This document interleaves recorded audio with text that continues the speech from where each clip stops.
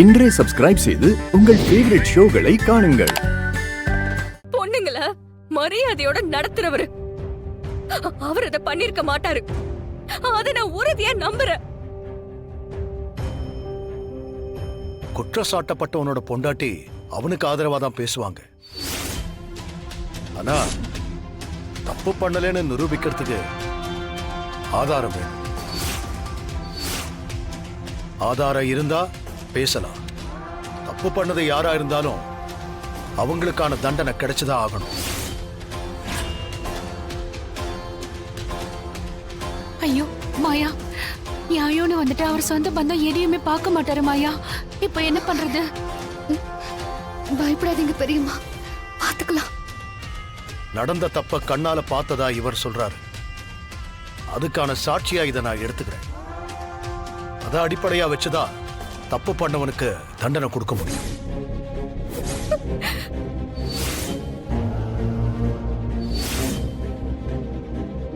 பெரியம்மா, எனக்கு இது புவனேஸ்வரி பண்ண வேலையா இருக்கும் தான் தோணுது. நானும் அதுதான் நினைக்கிறேன் மாயா. இல்லனா இவையே இங்க வந்து நிக்க போறா. இவதான் ஏதோ திட்டம் போட்டிருக்கா. பெரியப்பா, இதுல ஏதோ சதி இருக்கு. இந்த புவனேஸ்வரி தான் ஏதோ பிளான் பண்ணிருக்காங்க.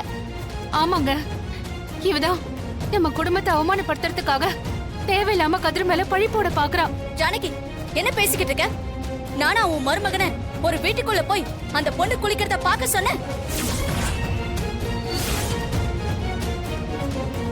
இப்படி ஒரு அசிங்கத்தை பண்ணது உன் மருமகன்.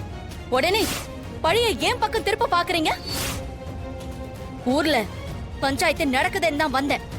ஏன் மேல பழிய போட்டு உன் மருமகனை காப்பாத்த பாக்காத. போதும் பேசாதடி. எனக்கு எல்லாம் தெரியும். இது உன் வேலை தானே? ஆமா பெரியம்மா, இதெல்லாம் இந்த பொம்பளையோட வேலையா தான் இருக்கும்.